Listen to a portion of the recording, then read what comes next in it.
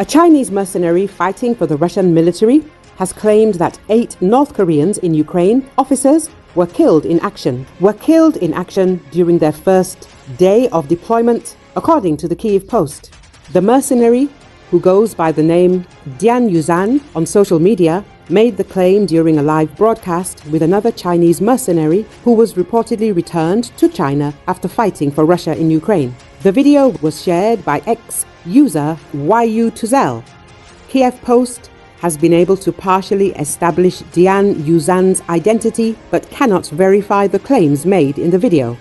Dian Yuzhan claimed in the video that he submitted a list of those killed in action, which comprised 153 Chinese nationals on the Luhansk front, before mentioning the North Koreans in Ukraine. In the video, he said that despite the preconception of Pyongyang troops being fierce, 8 officers were killed in just one day upon joining the war, where he then laughed, presumably at the seemingly poor performance of the North Korean troops. "We have North Korean soldiers here. God damn it, they were gone just after entering the war. And people say they are fierce. Just entered and gone, just one day. 8 people. They were even officers," Dian Yuzhan said. He did not specify the date and location of the alleged incident. When asked by the other mercenary if he and his units had issues with deserters, Dian Yuzhan said they were shot on sight. Earlier in the video, the other mercenary could be heard discussing his experience in Ukraine. At 0.19, he criticized the poor command of the Russian military and said commanders' failure is a norm across the different units. He then went on to criticize Russia's lack of compensation for those killed in action. He said in some cases, those who were missing, corpses littered everywhere, bombed to unidentifiable state, were not compensated. As he said, Russia claimed they could not identify the bodies.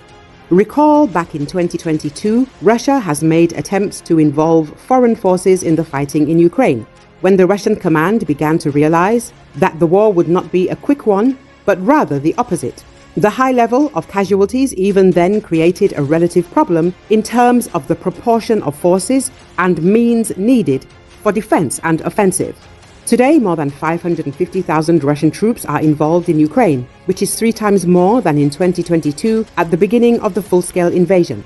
However, during this period, the advance of the Russian military in the offensive slowed down 80 times, and losses increased almost 10 times.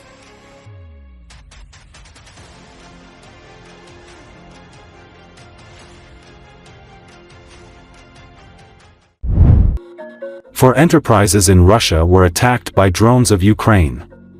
These are Lushkovsky and Yefremovsky distilleries in the Tula region, Biokim plant, complex processing of sugar-containing raw materials into different types of alcohol. Russian distilleries produce, in particular, explosives and fuel for military needs. Russian authorities have reported that UAVs struck premises belonging to the Russian company Biokim in Russia's Tambov Oblast and an industrial facility in Voronezh Oblast on the night of 21 to 22 October, and an airport in the city of Nizhny Novgorod, Nizhny Novgorod Oblast, has been closed. An explosion occurred at the premises of JSC Biokim in the town of Raskazovo, presumably after a drone strike. It caused a fire to break out, Maxim Yegorov, the governor of Tambov Oblast said. Yegorov stressed that there were no casualties, the fire was extinguished in an hour, and all the necessary services were on duty. Gyuzov also claimed that there had been a drone attack on Voronezh Oblast. Air defense and electronic warfare assets and personnel on duty detected and suppressed a UAV in one of the districts of Voronezh Oblast. It fell on the building of a machine hall of an industrial facility, Alexander Gyuzov, the governor of Voronezh Oblast said. Gyuzov also stated that there were no casualties, but there was a small fire on one floor of the building. As of 7 o'clock, fire crews are working at the scene. Gyuzov added that the risk of a drone attack in the region remains. TASS, citing the Federal Air Transport Agency of Russia, reported that the Nizhny Novgorod airport had been temporarily closed, presumably due to the threat of a Ukrainian drone attack. A little earlier, Russian Telegram channels reported that the airport had introduced the Kovier plan, meaning that it was closed and planes were being diverted to other airports. Biokim's website shows that the company produces various types of alcohol, fusel oil, liquid carbon dioxide and Barda molasses organic fertilizer.